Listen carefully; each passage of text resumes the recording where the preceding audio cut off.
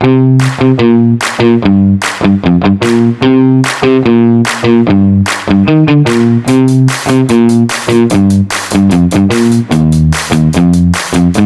9 gugatan untuk Jokowi tersebut diantaranya perampasan ruang hidup dan penyingkiran masyarakat. Lalu kekerasan, persekusi, kriminalisasi, dan diskriminasi. Dan ketiga, politik, impunitas, dan kejahatan kemanusiaan. Selanjutnya, komersialisasi penyeragaman dan penundukan dalam sistem pendidikan nasional. Dan total ada 9 gugatan untuk Jokowi yang diajukan Mahkamah Rakyat luar biasa. Sidang Mahkamah Rakyat luar biasa yang digelar Koalisi Masyarakat Sipil kemarin mengadili 9 dosa Presiden Joko Widodo yang dinilai merugikan rakyat selama masa pemerintahannya. Kenapa sampai perlu digelar pengadilan rakyat untuk Jokowi dan apa dampaknya bagi Jokowi jelang berakhirnya masa kepemimpinannya?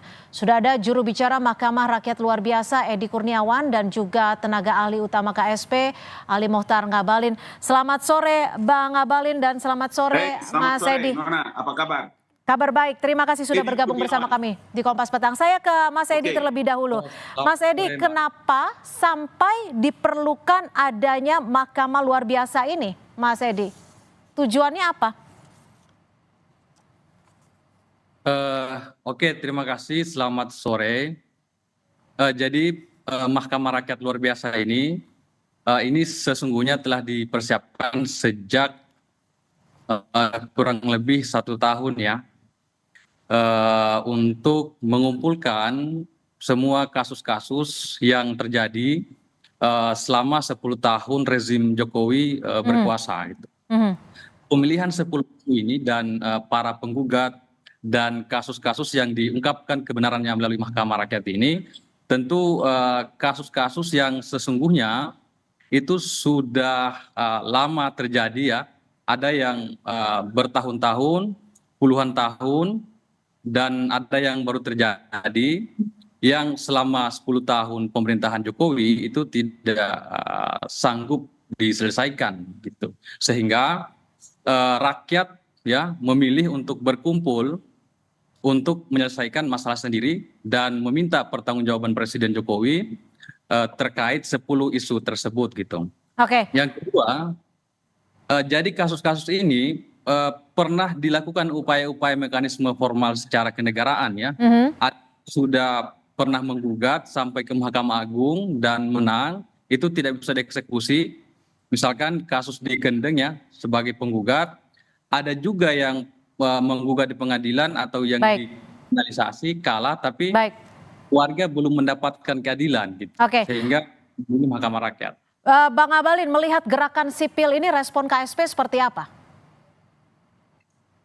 Iya, bagi kami biasa-biasa saja. Ini kan juga satu bentuk ekspresi dari mungkin ya namanya juga mahasiswa ya. Tapi saya sayang sekali kenapa. Bukan mahasiswa Bang? Apa ini? Ini ada beberapa elemen masyarakat. Iya, di UI apa di Depok? Nah, diadakannya di UI, tapi yang hadir sebagai hakim disebutnya ada aktivis HAM, ada juga mantan pegawai KPK dan lain sebagainya. Kenapa tidak terlalu confident untuk UI yang melakukan mahkamah itu kemudian memberikan gugatan? Sebetulnya itu yang paling pokok. Ketika melibatkan orang-orang lain yang patah hati, yang kecewa, yang kalah pemilu macam-macam, berarti orang punya penilaian tidak bagus. Karena jangan Anda lupa loh, profil ratingnya Jokowi dari hasil survei terakhir itu mencapai 72% loh. Rakyat mana yang Edi dan teman-teman maksudkan? Kenapa kalian bawa itu manusia-manusia yang patah hati, otak miring, sakit hati semua ikut di situ? Kalian bilang rakyat itu rakyat yang mana? Rakyat yang mana yang kamu orang maksudkan? Kalau kasus-kasus apa yang kau sebut itu datang kemarin nih, ini ada di KSP sampai sekarang ini. Mana yang kau bilang bahwa masalahnya dihadapi dengan Mas Edi silakan dijawab. Ini bagian dari mereka yang patah hati. Anda terima dengan statement tersebut? Ya, itu bisa dicek ya dari 9 penggugat dan saksi dan ahli yang kita hadirkan, dan hakim-hakim ya yang dihadirkan itu punya kapabilitas.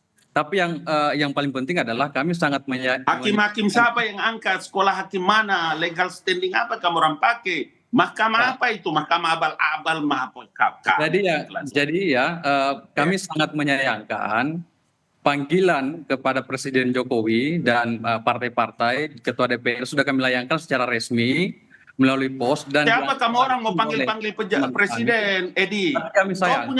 Di mana kau punya jalan pikiran? Mahkamah Rakyat. Dari mana kau punya legal standing panggil Presiden, panggil pimpinan partai, ngawur aja. Dari mana, Edi? Apa legal standingnya? Mahkamah apa itu? Mahkamah abal-abal kau panggil orang dengan seenak perutmu. Negara ini memang kamu orang punya negeri sendiri. Ada urusan apa panggil-panggil orang? Mau disidang, mahkamah apa itu, Edi? Oke, mungkin bisa dijelaskan oleh Mas Edi. Kita berikan waktu sebentar, Bang Abalin. Oke, jadi Mahkamah Rakyat ini sangat keliru kalau dikatakan ini barisan sakit hati. Karena yang berkumpul di Mahkamah Rakyat ini itu adalah para korban-korban pelanggaran HAM yang digusur, yang dikriminalisasi, yang dilaporkan, yang tidak mendapatkan keadilan. Gitu. Jadi yang peserta hadir itu kurang lebih 300 orang, itu murni dari masyarakat, dari petani, nelayan, masyarakat perkotaan, dan mereka datang secara swadaya. Jadi nggak ada hubungannya dengan pilpres, dengan pemilu, dengan sakit hati. Mas Edi, sebentar Bang Abalin. Mas Edi, ini kan ada 9 poin yang diserahkan. Sudah diserahkan saat ini salinannya? Diserahkan ke mana? Diserahkan agar Presiden Jokowi tahu. Kamu bawa kemana? Dengar dulu. Mahkamah Rakyat ini, rakyat mana yang kau bikin? Dari mana kau punya aturan bikin ini Mahkamah Rakyat? Astagfirullah, Edi. Kau bilang sama teman-teman itu, rakyat mana? Kasih tunjuk. Kau besok hari apa? Besok hari Rabu, hari Kamis deh. Jumat, bawa datang kemari sini supaya kita kasih tahu mana yang kau bilang rakyat yang tidak mendapatkan itu keadilannya, mahkamah mana yang jangan kau bikin mahkamah sendiri. Oke, jadi Bang Abalin akan membuka pintu untuk hari Jumat untuk teman-teman dari Mahkamah Rakyat untuk datang ke sana, Bang Abalin. Hei, dengar dulu, jangan dulu potong-potong kata-kata saya. Dari mana kau dapat legal standing? Kenapa kau buat Mahkamah Rakyat di luar dari aturan Republik ini? Dari mana rakyat? Siapa yang kau maksudkan? Gampang-gampang aja kau panggil-panggil orang untuk datang di Mahkamah Rakyat. Edi, aduh bahaya nih generasi kita ini. Gitu loh. Oke, Bang Abalin. Maaf saya potong ya karena kita juga terbatas dengan durasi. Dengar. Bawa datang ke Kompas. Dari sana besok bawa datang ya. Saya jam 8 sudah ada di kantor staf Presiden. Mana itu mereka yang bilang tidak mendapatkan keadilan itu? Di mana siapa? Besok hari Kamis atau hari Jumat tadi, Bang Abalin? Mau hari Kamis, mau hari Jumat saya tunggu. Oke, Mas Edi akan tiba atau akan datang membuka ataupun diterima oleh Bang Abalin langsung? Mahkamah abal-abal. Silakan kita beri waktu dulu kepada Mas Edi, Bang Abalin. Bang Abalin sudah diberikan pintu sebesar-besarnya oleh KSP untuk berbicara secara langsung, untuk menyampaikan aspirasinya. Besok atau Jumat pagi, Bang Abalin sudah membuka pintu. Apakah teman-teman akan hadir? Oke, sekarang logikanya saya balik. Dalam negara demokrasi ini, saya pikir Mahkamah Rakyat ini kan adalah sebuah bentuk kritik terhadap pemerintahan. Itu sah-sah saja secara demokrasi. Dan kenapa kami memilih bentuk Mahkamah Rakyat? Pertanyaannya saya balik. Kami tantang, apakah Presiden mau tidak dipanggil oleh rakyat? Karena Presiden itu kan... Siapa kalian? Tahan dulu Bang Abalin, tahan dulu Bang Abalin. Silakan Mas Edi, ditahan dulu Bang Abalin, kita berikan waktu. Dan sekarang Mahkamah Rakyat itu yang berkumpul adalah warga negara menjadi korban pelanggaran HAM atas nama demokrasi dan konstitusi, memanggil Jokowi untuk mempertanggungjawabkan semua kebijakan-kebijakannya. Oke, cukup. Oke, saya yang memberikan timing Bang Abalin, sebentar. Nah, poinnya ini adalah rakyat memanggil presiden. Memanggil presidennya kemana, Mas Edi? Coba tanya dia baik-baik itu, coba supaya dia mengerti. Memanggil presidennya kemana nih? Akan ditemui kemana? Memanggil ke forum Mahkamah Rakyat luar biasa. atas nama Ya demokrasi. Allah ya Rabbi. Si- Kau Oke. itu betul-betul. Oke, Bang Abalin, diklaim ini adalah suara dari rakyat yang memang menyatakan merasa tidak mendapatkan keadilan. Disebutnya juga 9 dosa atau nawa dosa Presiden Jokowi. Ini Pak Jokowi tidak respon langsung, kenapa? Dengar dulu baik-baik. Kompas TV dengar baik-baik supaya Ya, kasih kesempatan. kami dengar dengan lapang terbuka. Apa yang membuat legal standingmu, membuat Mahkamah Rakyat, enak-enakmu panggil itu presiden, panggil ketua-ketua partai. Apa urusannya, Edi? Kenapa ada orang terpelajar kayak begitu? Atas nama demokrasi, menjual demokrasi dengan harga murah, atas nama demokrasi kalian salurkan semua kebencian-kebencianmu. Kalau mau supaya orang-orang yang tidak mendapatkan keadilan itu bawa datang ke istana, kasih tahu di mana tempatnya, nanti saya jemput. Di mana masalahnya? Pengadilan mana yang belum mengurus mereka dengan baik? Jangan begitu caranya. Baik. Membuat itu tidak bagus dalam pembelajaran kepada masyarakat. Kenapa kau tidak bikin sekalian negara sendiri, bikin mahkamah sesuka hatimu? Apa itu? Masa orang terpelajar kayak begitu cara kerjanya? Tidak Oke. boleh begitu, itu tidak benar. Itu demokrasi kau jual atas Bang nama Abalin, demokrasi tapi kau kalau dari Pak Ridwi Payana menyebut ini menerima apresiasi secara terbuka. Biar saja, itu Ari Dwi Payana beda dengan saya. Saya harus mengkritik. Saya anak UI Oke. loh, saya anak Universitas Indonesia. Baik. Saya anak Iluni. Saya tidak mau kampusku dibikin kayak harga murah begitu. Baik, terima kasih Bang Abalin. Saya ke Mas Edi. Mas Edi terakhir Mas Edi, singkat saja. Setelah respon dari KSP, apa yang diharapkan dari teman-teman People's Tribunal ini? Mas Edi. Ya, silakan Mas Edi. Setelah mendapatkan jawaban dan juga respon dari Bang Abalin dari KSP, jadi, apa yang diharapkan? Ada amar putusan hakim ya. Kan bahwa wajah pemerintahan Jokowi ini anti demokrasi gitu. Ada kontradiksi di internal istana. Di satu sisi menerima sebagai kritik, tapi Bang Abalin menyatakan ini bukan kritik. Nah, kami menganggap ini bagian dari demokrasi, bentuk kritik kami dalam bentuk Mahkamah Rakyat yang harusnya dipertanggungjawabkan oleh Jokowi. Tapi dengan adanya anti kritik begini, kami bisa. Ini bukan kritik, saya tidak setuju caramu. Baik. Kau tidak berpendidikan namanya itu. Hanya alasan demokrasi kemudian berbuat sesuka hatimu. Baik, terima kasih Bang Ali Mohtar Ngabalin, tenaga ahli utama KSP, dan juga Mas Edi Kurniawan, jubir Mahkamah Rakyat luar biasa. Mungkin setelah ini bisa langsung kontak untuk bertemu secara langsung dan membuka ruang musyawarah. Terima kasih. Perkenalkan, nama saya Renard Skaripantus, NPM 24103417. Saya dari kelas 2024I.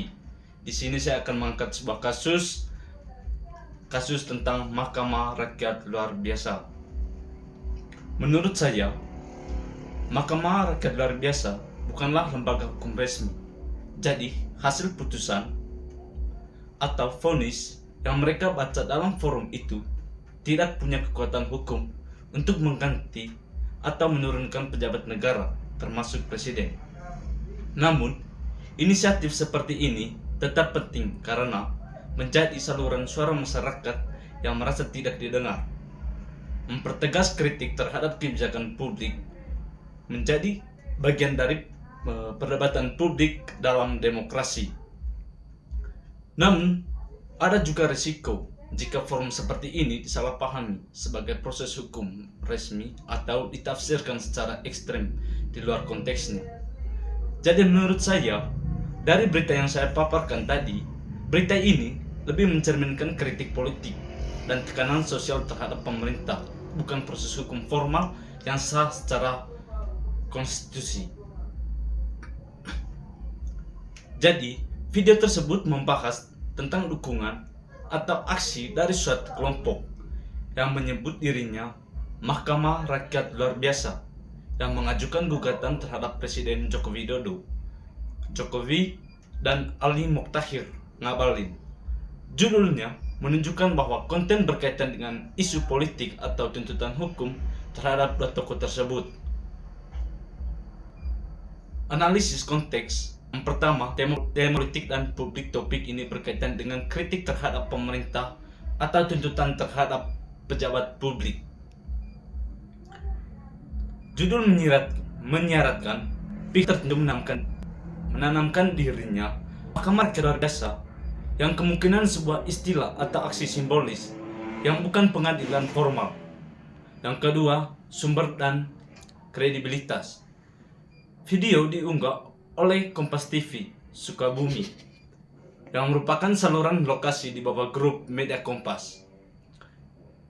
Ini menunjukkan kemungkinan video merupakan liputan lokal atau komentar terhadap suatu aksi.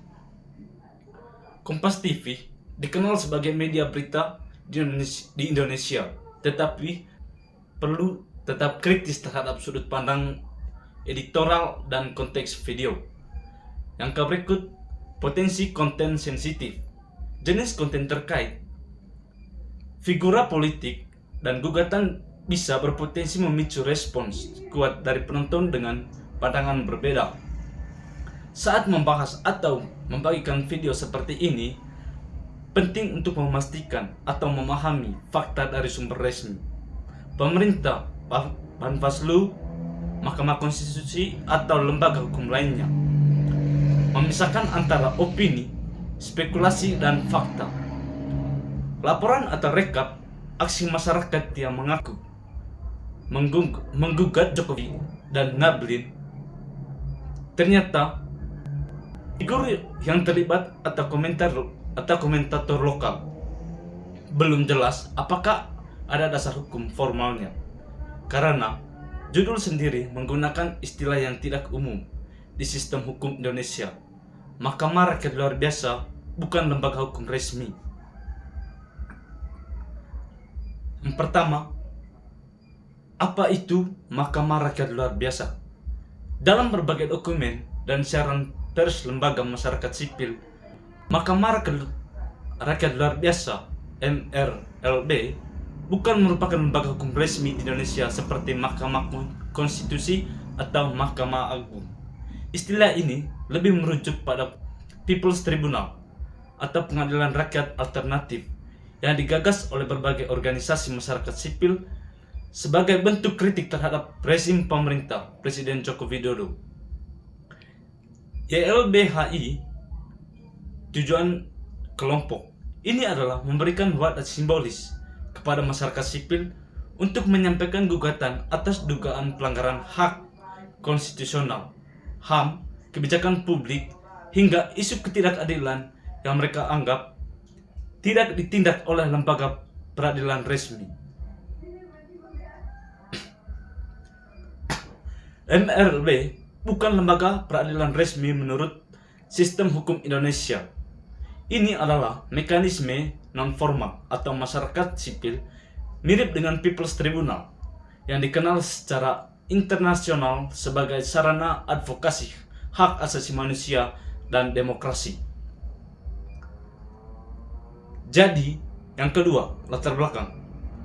Penyelenggaraan MRL, organisasi-organisasi masyarakat sipil, melakukan inisiatif seperti ini karena mereka menganggap bahwa yang pertama itu, pemerintah Jokowi telah menerapkan kebijakan yang melanggar hak konstitusional rakyat secara sistematis. Yang kedua, aparat penegak hukum tidak bersikap independen atau efektif dalam menyelesaikan pelanggaran. Yang ketiga, mekanisme hukum formal dianggap tidak memberi ruang bagi hak warga negara untuk mendapatkan keadilan. YLBHI. Beberapa isu yang sering disebut oleh penyelenggara MRLB dalam gugatan mereka antara lain: yang pertama, pelanggaran HAM dan represi terhadap masyarakat sipil. Yang kedua, ketidakadilan lingkungan dan eksploitasi sumber daya alam. Yang ketiga, kebijakan yang dianggap tidak pro rakyat, termasuk masalah buruh, penegakan hukum, dan UU yang kontroversial. Dugaan konflik kepentingan dalam sistem politik dan pemilu. YLBHI. Yang kedua, sekaligus dasar argumen mereka untuk mengadili presiden atau pejabat negara secara simbolis. Yang ketiga, siapa yang terlibat dalam MRLB? Menurut siaran pers dan laporan organisasi advokasi, puluhan organisasi masyarakat sipil turut terlibat dalam penyelenggaraan Mahkamah Rakyat Luar Biasa. Beberapa di antaranya adalah: yang pertama, Kontras, Komisi untuk Orang Hilang dan Korban Tindak Kekerasan, Indonesia Corruption Watch atau ICW, LBH, Lembaga Bantuan Hukum dari berbagai daerah, Greenpeace Indonesia, Organisasi Mahasiswa, dan Federasi Buruh, organisasi difabel dan kelompok hak gender, dan banyak lainnya. Ini menunjukkan MRLB dibuat sebagai gerakan aksional bersama lintas organisasi, bukan inisiatif individu semata. Yang keempat, gugatan dan tuntutan yang disampaikan MRLB pada kegiatan yang mereka gelar. Sejumlah tuduhan digolongkan dalam apa yang disebut Nawa Dosa, 9 dosa resi, yang mencakup isu-isu seperti korupsi dan pelanggaran pemberantasan korupsi, eksploitasi sumber daya alam tanpa perlindungan lingkungan, pelanggaran hak buruh dan sistem kerja yang tidak adil, represi terhadap masyarakat sipil, pembajakan legislasi dan pelemahan demokrasi. DSB, detail lengkap tergantung dokumen resmi MRLB, YLBHI. Dalam beberapa versi, materi gugatan MRLB menganggap rezim Jokowi telah melanggar hak konstitusional rakyat meskipun tidak melalui jalur hukum formal seperti Mahkamah Konstitusi atau Pengadilan Negeri. Catatan dari gugatan tersebut, gugatan ini bersifat simbolis dan advokatif, bukan memiliki kekuatan hukum meningkat negara atau pemerintah. YLBHI. Relevansi nama Ngablin dalam video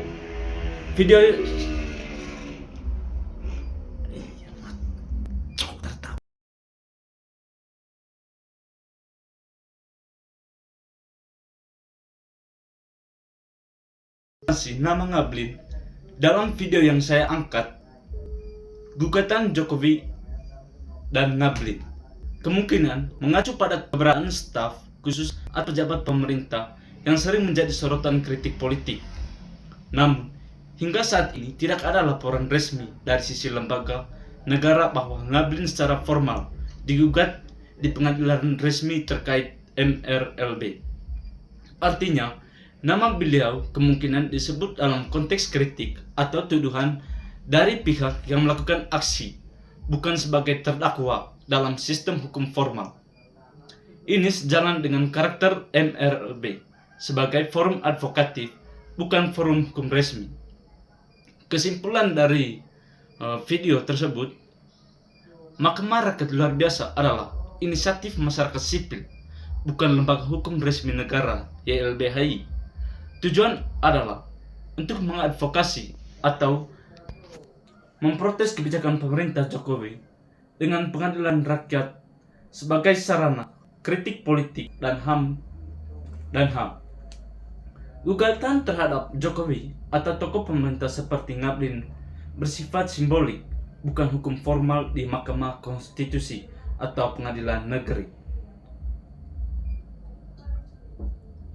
Banyak organisasi masyarakat sipil yang terlibat dan menyampaikan tuduhan berdasarkan pengalaman nyata atas kebijakan publik yang menurut mereka merugikan rakyat. Jadi, secara umum, konsep People's Tribunal telah muncul di berbagai negara sebagai forum advokasi HAM, demokrasi, dan kebijakan publik ketika masyarakat merasa lembaga formal tidak efektif atau tidak independen. Yang kedua, latar belakang MRLB di Indonesia. Menurut dokumen resmi MRLB yang dipublikasikan, MRLB didirikan karena sejumlah organisasi masyarakat sipil menilai pemerintah dan aparatur negara terlibat dalam ketidakpatuhan terhadap konstitusi dan pelanggaran hak konstitusional rakyat. Mahkamah Rakyat. Mereka menilai institusi negara telah terbajak oleh kepentingan politik dan ekonomi tertentu dengan dampak negatif yang luas bagi rakyat. Mahkamah Rakyat. Penyelenggaraan MRLB seringkali dilakukan secara terbuka dengan saksi, ahli, dan peserta dari berbagai wilayah. MRLB menyatakan telah mengadili pemerintah Jokowi atas nawa dosa atau 9 dosa kebijakan rezim yang dinilai merugikan rakyat, seperti pelanggaran HAM, eksploitasi SDA, impunitasi, dan pelemahan demokrasi. Tokoh peneliti atau organisasi yang terlibat, peneliti dan saksi ahli. Beberapa organisasi peneliti dan advokasi yang disebut memberikan keterangan atau terlibat dalam MRLB, antara lain. Yang pertama, organisasi dan peneliti atau tokoh. Komisi untuk Orang Hilang dan Korban Tindakan Kekerasan aktif mendokumentasikan pelanggaran HAM dan tanpa keadilan terhadap korban tragedi masa lalu. Yang kedua, Indonesia Corruption Watch (ICW) fokus di isu korupsi, memainkan peran dalam menyatakan pelemahan pemberantas korupsi dan impunitasi.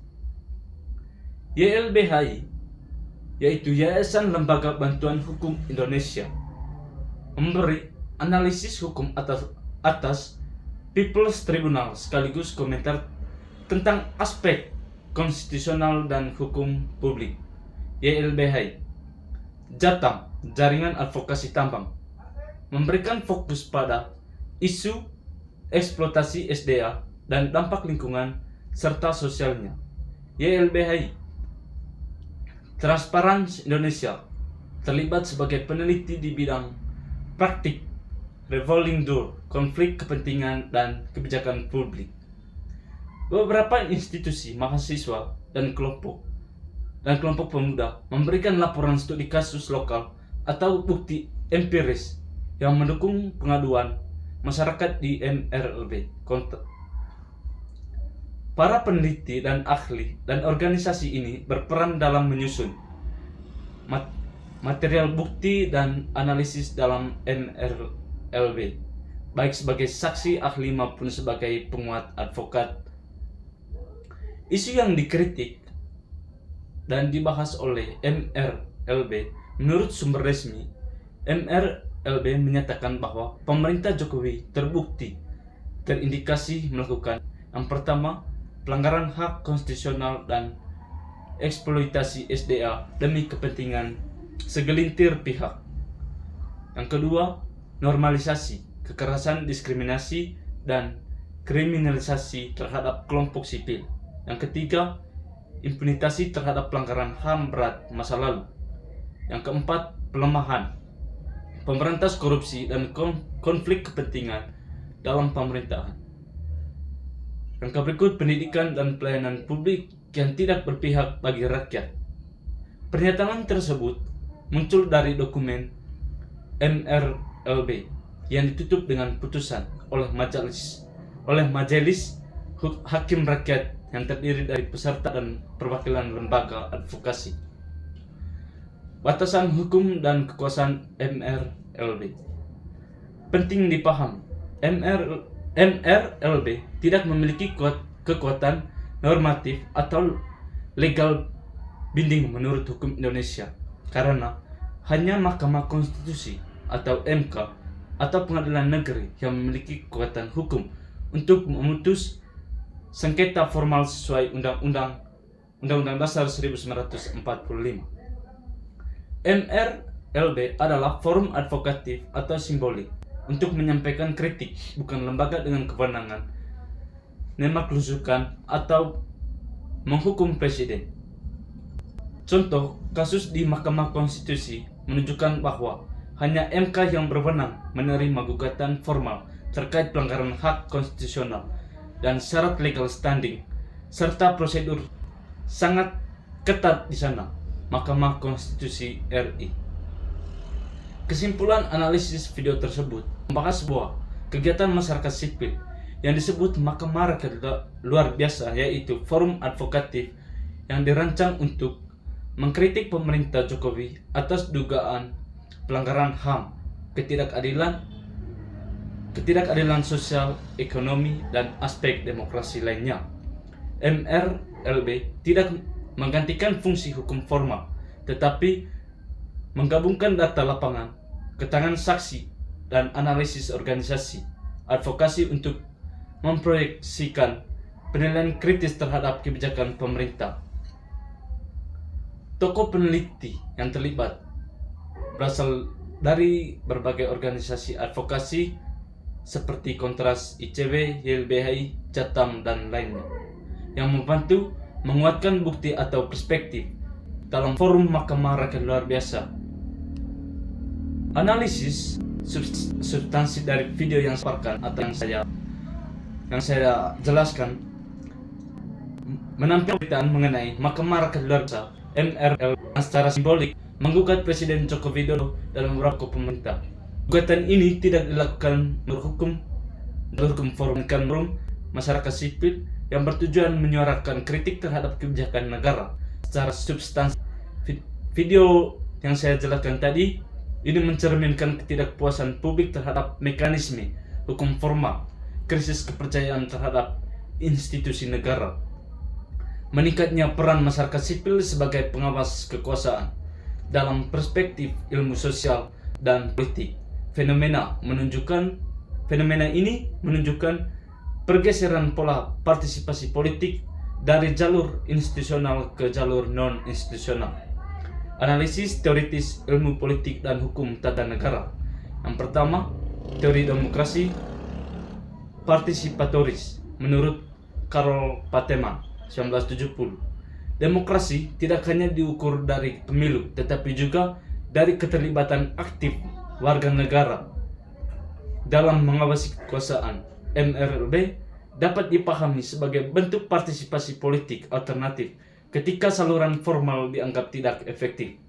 Yang kedua, teori dari Civil Society Anthony Gramsci menjelaskan bahwa masyarakat sipil berperan sebagai ruang perlawanan terhadap dominasi negara. MRLB berfungsi sebagai counter hegemoni. Negara dianggap terlalu dominan dan tidak responsif terhadap kepentingan rakyat. Yang berikut, teori rule of law. Menurut Diaz, negara hukum harus menjamin supremasi hukum, bersamaan di depan hukum, perlindungan hak warga negara. Video ini memperlihatkan kritik bahwa prinsip-prinsip tersebut tidak berjalan optimal sehingga masyarakat membentuk pengadilan rakyat. Yang berikut peneliti dan akademis yang relevan dengan isu MRLB. Penelitian di bidang demokrasi dan politik, Profesor Dr. Ashmardi Asra almarhum, meneliti demokrasi, civil society, dan relasi negara masyarakat. Relevan dalam melihat MRLB sebagai ekspresi krisis demokrasi prosedural. Profesor Dr. Samsudin Haris, BRIN LIPI, fokus pada demokrasi partai politik dan lembaga kekuasaan. Penelitiannya menunjukkan melemahnya institusi demokrasi dapat memicu gerakan ekstra institusional. Menurut Dr. Burhanuddin Muthadi, peneliti opini publik dan kepercayaan masyarakat terhadap negara, MRLB dapat dibaca sebagai indikator turunnya kepercayaan publik. Peneliti bidang hukum tata negara, Profesor Dr. Jimmy Ashudiki, ahli konstitusi dan demokrasi konstitusional, dia menegaskan bahwa hanya lembaga resmi yang berwenang secara hukum, namun kritik publik tetap bagian dari demokrasi. Menurut Profesor Dr. Bivitri Susanti, sebagai peneliti hukum dan demokrasi, banyak mengkaji kelemahan hukum rule of law (MRLB) relevan dengan kritiknya tentang demokrasi mundur secara perlahan. Menurut Haris Azhar, peneliti pelanggaran HAM dan kekerasan negara, gugatan masyarakat luar biasa banyak bersumber dari data HAM yang dihimpun dalam World Benchmark akademis yang meneliti oligarki dan relasi kekuasaan di Indonesia. Masyarakat luar biasa bisa dipahami sebagai reaksi terhadap dominasi elit dan di oligarki politik. Keterkaitan dengan penelitian empiris, beberapa peneliti menunjukkan melemahnya supremasi hukum, meningkatnya aksi simbolik, ketimpang kebijakan, lahirnya gerakan masyarakat sipil, demokrasi prosedural tanpa keadilan, substantif, krisis legitimasi negara. Masyarakat luar biasa menjadi objek penelitian yang penting dalam studi demokrasi Indonesia, studi gerakan sosial, analisis ketatanegaraan kritis, implikasi akademik dan sosial dari sudut pandang akademik.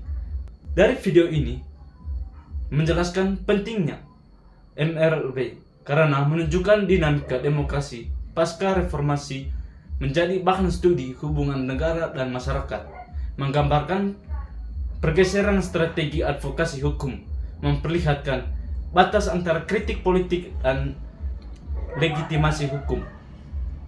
Kesimpulan dari video Mahkamah Rakyat Luar Biasa menggambarkan fenomena sosial politik yang kompleks, yaitu ketidakpuasan terhadap sistem hukum formal, munculnya mekanisme advokasi alternatif, peran penting masyarakat sipil dalam demokrasi.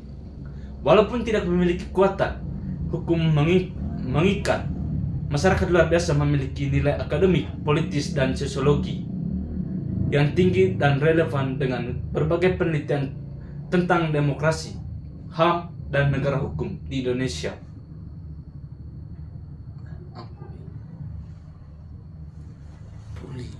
Thank you.